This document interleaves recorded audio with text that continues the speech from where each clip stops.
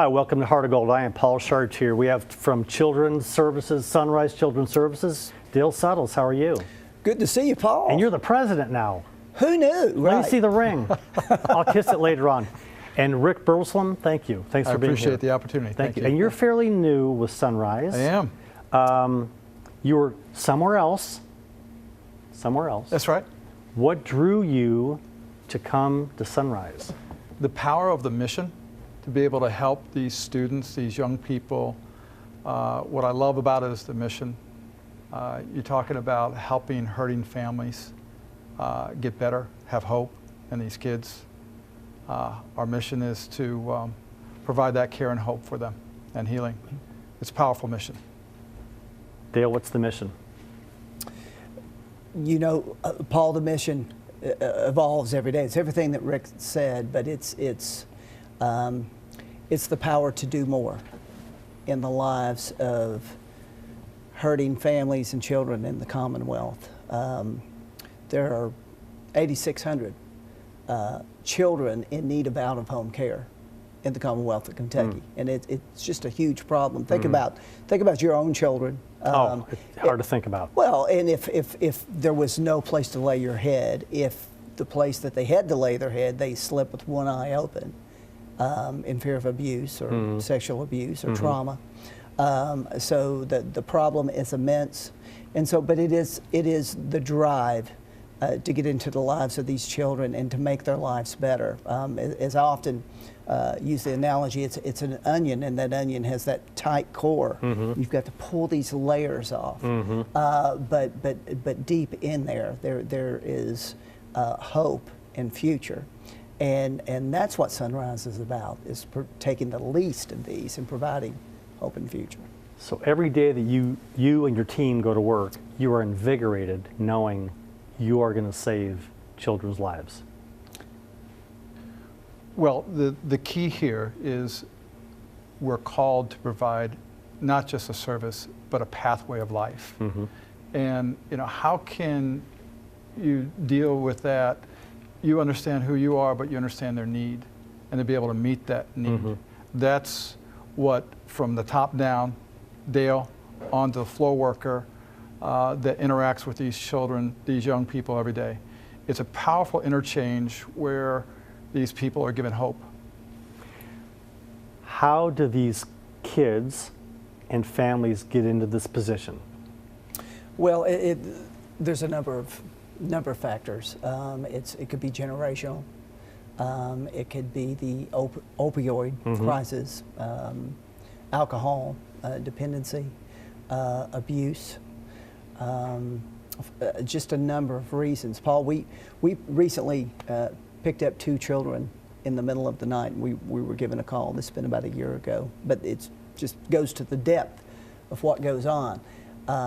These 10-year-old and 12-year-old girl, and there was a bystander at a truck stop here in central Kentucky that it's about midnight that thought that didn't look just right, and so took the initiative to make a call and make a report.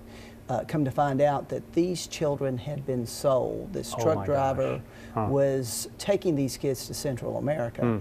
As we were told the story, the youngest was going to be put in the sex trade, and the oldest was going to have her organs harvested to the highest bidder. Oh my gosh. So they're in foster care now and doing well. But it goes to the depth of the problems we have in society. And most of us, we walk around and think, this stuff doesn't go on. It goes on every single day. How do they get from a truck stop to Sunrise?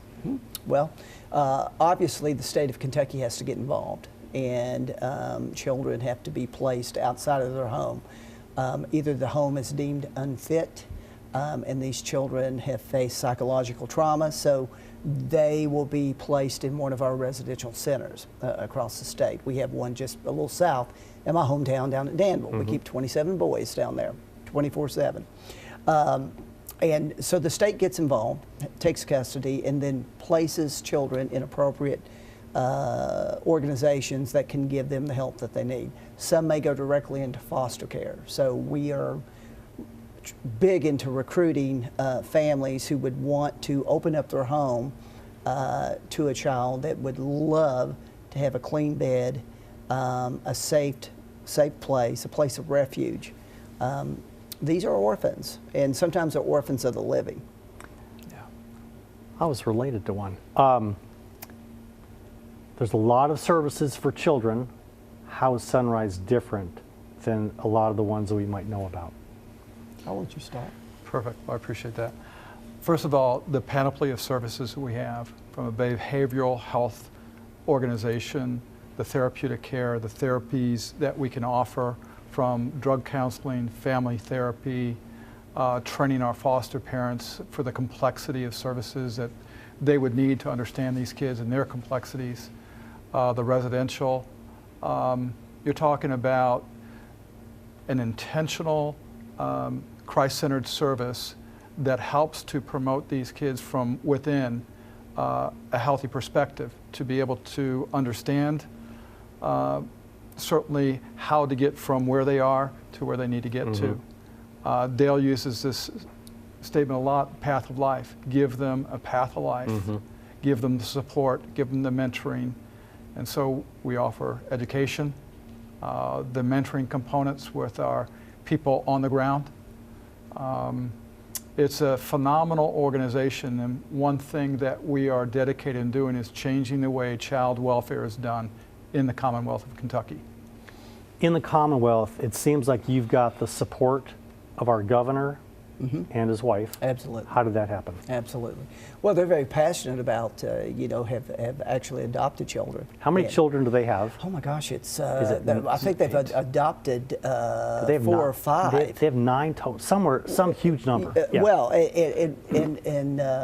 First Lady Glenda Bevan is just very passionate in working the state, doing the same thing we're doing, basically, trying to find homes where children can go. And so that is a huge plus for the Commonwealth. And he made it one of his talking points with this legislative session. We're going to do some things to strengthen our foster care system. So, big shout out. Here are these kids who are in a situation that have nothing to do with what they've chosen. They were dealt this hand. And God love you and your team and all the foster parents who take in these beautiful kids. What are the challenges? And people watching, what can they do to help you? Well, it's not easy because these are children that have been in trauma situations. They're angry, they're hurt, they're bitter, they don't trust.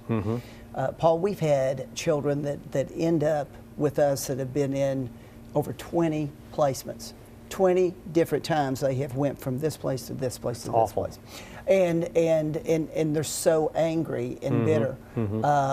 We've got to get through the first 4 weeks. Our floor staff, which is so valuable for us, we've got to put our game face on every day and get through those first 4 weeks because they're tough. The child does not want to be there. What they have been through is better than they think is going to be there here at Sunrise. So we go through a process and establish trust.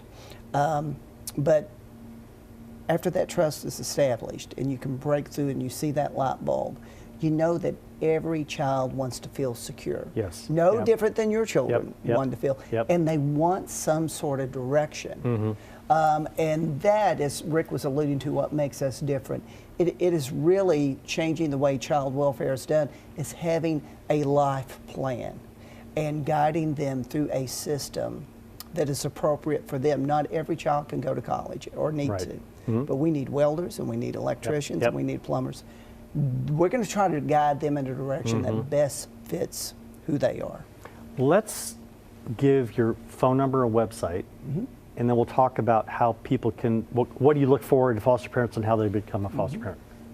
Okay, so our website is www.sunrise.org, and you can go to info@sunrise.org, and we have an 800 number, 800-456-10046, and we always have someone who can answer that call.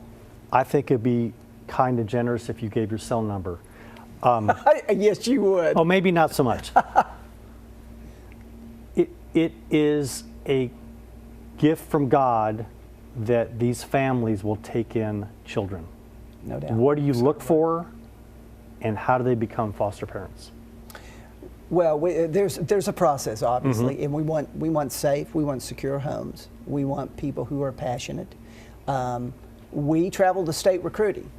Okay, we go into churches, we go into organizations.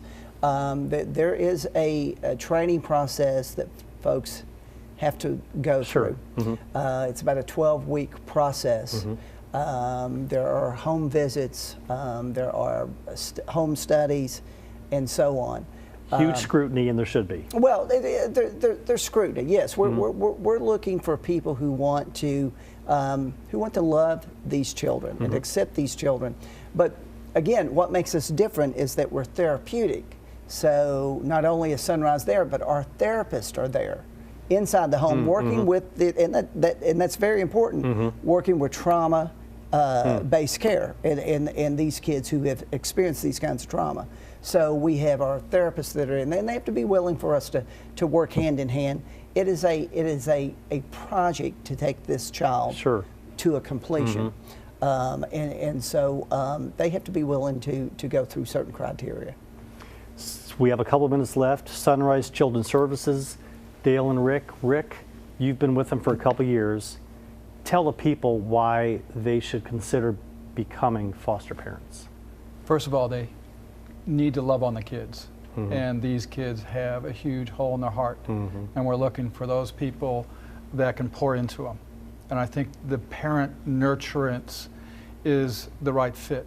You know, these parents will just say have a need, and they can pour into this greatest of needs and love on these kids. You know, there's no substitute for the real family, for the intact family. But these foster parents stand in that gap and build a bridge of hope. And I think that's really our call and just the appeal for those types of parents, wanting to bring that wholeness and a sense of integrity back into their life. And God love them and God love you. Let's give a plug to two entities. How big is your team with Sunrise? Well, our team's spread all over the state, but a big shout out to about 320 employees that put their heart on the line Absolutely. every single day. And you do it because you love it, not because you're getting a huge check for it. That's right. Also, do you have any partners in the community that you want to thank that have helped Sunrise financially or in other ways of support? Sure, we've Central Bank is a great partner. Yes. For Sunrise, Granger, out on Georgetown Road and over in Louisville do some nice things to help us. The Kohl stores do volunteer efforts with us quite often and contribute financially. So you know we've got great corporate partners, and of course always looking for Always more. want more. Always looking for And more. let's give the website and phone number one more time. Sure. You could go to the website is sunrise.org, or you could go to info@sunrise.org. The number is 800-456-1046. Rick Burslem, Dale Suttles, thank you. Thank your team, and I hope that you have a great year making little children happier than ever. Paul, thanks for having us Thank you. tonight. Paul, Good to- this good- has been an honor. Thank you. Thank you. Good to see you. We'll be right back on Heart of Gold.